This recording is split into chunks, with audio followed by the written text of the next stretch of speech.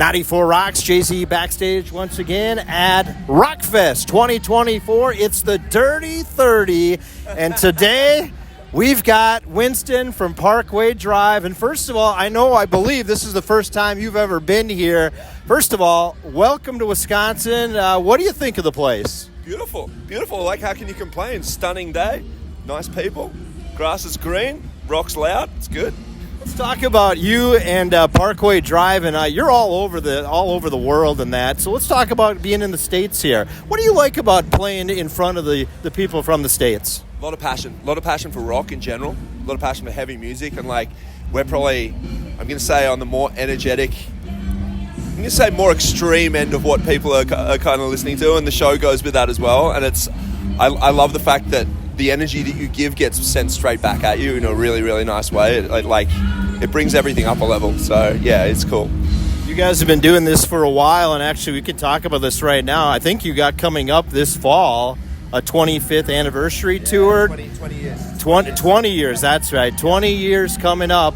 What's that going to be like, especially down in Australia? It's going to be nuts. Like we're starting like the tour run in Australia. It's going to be nuts. Like it's all sold out arenas, and the show's insane. So it's it's been, for us, it's been 20 years of just a continual growth, and of us, like, I guess, wanting to see how far we can take this thing in terms of us being a band that is a fair bit heavier and just kind of blasting through a bunch of glass ceilings, which is nice. So 20 years on to still having it going up and still being able to like feel the creative drive getting better and better and see the connection with the audience growing. It's really cool. Like, it's something we just want to keep building more and more and more, because I know the appetite's there. And man, we didn't think we'd last longer than like 2 years. So 10 times that amount is pretty cool. I got a couple of questions on that, but you mentioned 20 years. Where do you feel that you finally got to the point where you wanted to finally be like, hey, this is that point, this is that moment? Yeah, I think it was like 10 years ago. It was 10 years ago when I actually acknowledged the fact it wasn't just lucky. Like, we spent a long time of our career, like, you probably ask most musicians this, like, imposter syndrome's a real thing, and you're just like, I don't know how I'm doing this, I'm just doing this thing that's really fun, and all these things keep happening around it. And we spent a long time just going, I don't know why people like our music, we're just a bunch of idiots playing songs that we like, I don't know where the connection is. Like, we talked ourselves down for a long time, and 10 years in I was like, you know what, no, we've been doing this for at that point in time, like almost half our lives. We put a lot of effort into this, and like our skills have grown, and it shows. Like, we know what we're doing, so now you take that and you put it into some confidence, and you start actually aiming for something. And that was kind of when I was like, you know what, there's no reason to put a limit on what you do. If you want to just keep growing your skills, do it, and just like, you may as well aim for the top. You mentioned breaking through the glass ceiling, and of course, obviously, your music very aggressive. Yeah. Maybe not the most radio friendly, but you have had some radio friendly songs, which really I think has helped you a little bit in your brand. 100%, man. Help the connection, and that's the thing. It's us being able to realize how to expand, because we started from a place of like pure adrenaline and pure aggression, but as we've like grown as people, it's the thing where you get exposed to enough adrenaline, and all of a sudden the adrenaline starts wearing off, and you find different ways to like temper that response and how to elicit it via, I guess, the different spectrum of sound. And as we've grown, we've just learned, when you start with just the aggression part, you can become very comfortable with that. The challenging part has been bringing in other aspects of music and tying it into what we do, which has led to us being able to have songs which are so far from where we began. It's kind of like the roots of what we had are still there, but the tree has grown to so many different places that it's so far removed, it still comes from the same place. And having songs that can be played on the radio, like if they work on the radio, we're stoked, because we've noticed that as soon as people are able to be exposed to the music, the connection is there. It seems like it's something where if they are exposed, it doesn't go away. It just excites people to come and see the show, and from there, like, you're coming back. Well, the thing I'm going to say too, Winston, I think rock radio has finally woken up a little bit, and I'm going to say this because I believe we've been always playing heavier stuff, but a lot of the commercial radio has really been, that's too heavy for us, but people are clamoring for this music, and radio's finally listening. Yeah, 100%. I think people underestimated for a long time, like, what people were willing to be pushed towards, and like, of, hey, I know this, you're not quite comfortable with this, but you're gonna like it.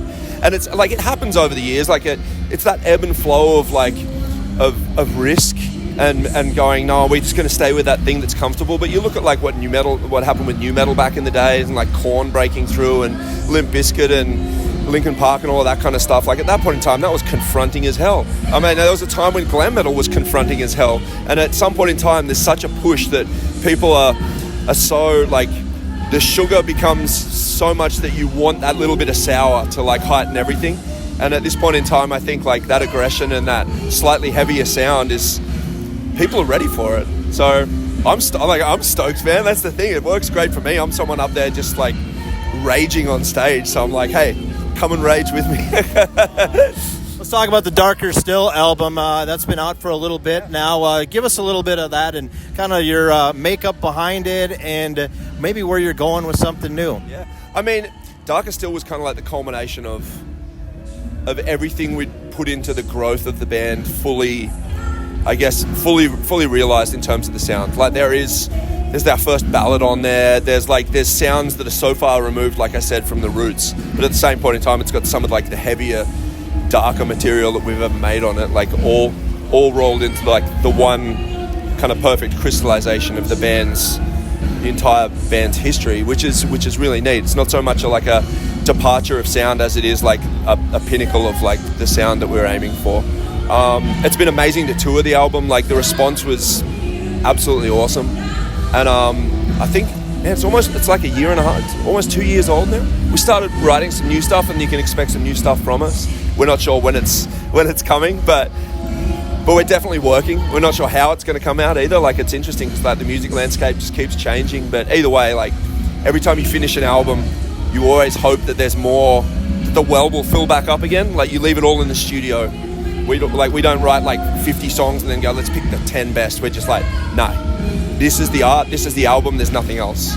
So when we leave, we're like, we got nothing.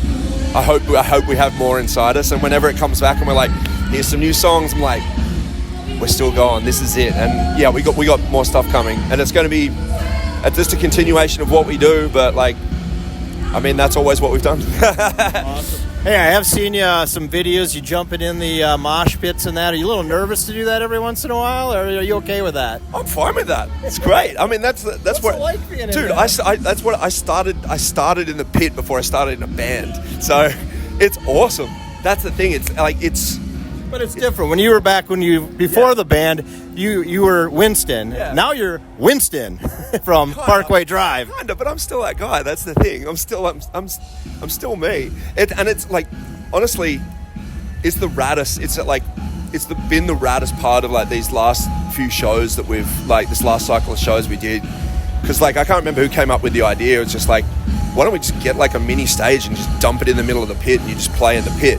And that's how we've been running it. So I was like, rad. Like, I mean, I'm just face to face with people again. It's like, I still have that joy and that memory of like when we started, there wasn't a barricade, and like it was my friends' faces here, and we were all sweaty and everyone's screaming and piling on top of you. And I'm like, sick. If we can do that, but still be like an arena band or a festival headlining band, like, sick. The best of both worlds. I mean, it creates absolute chaos out the front.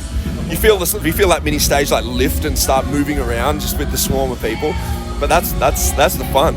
The chaos is the promoters and the security probably going, what are you doing? Oh, dude, the first time we ran it, we were just like, we're not telling anyone because we know they'd say no. We're like, beg for forgiveness rather than permission. But now we know it works. It's good and everyone's sweet. Hey, I got to ask you quick. I've seen some stuff, surfing, soccer. Is that something you guys do a lot of? Yeah, Several of the guys playing like soccer teams at home. And get injuries to come on tour with, which is annoying. But that being said, we all surf as well, and like 3 days before we came over, I smashed my head on a rock underwater, so I got like a split split up the top of my head, which I almost had to get stitches for. So, yeah, like we're just a bunch of kids still. Like we still love surfing, we still love sports. Awesome. Hey, Winston, I know we got to get going because you've got a busy night here tonight, but I want to just thank you so much for taking the time out to hang with me for a few minutes and keep playing some awesome music that we can spin on 94 Rocks. Thanks for the support, man. Appreciate it. Love everyone. Stoked to be here. Once again, that's Winston. That's Parkway Drive. We're at Rockfest. This is Jay-Z and 94 Rocks.